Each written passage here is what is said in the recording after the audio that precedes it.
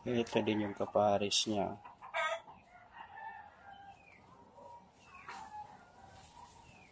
Lugon din. Sila yung pinagpares ko kasi puro talaga ano yung ano nila, strong back.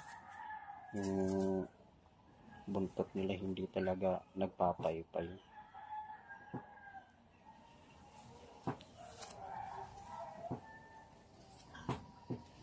Kaso sira yung pakpak niya.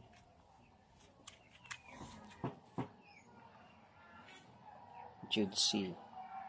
Cross Edward Tan. Sierra Vandenbroek. Ayan.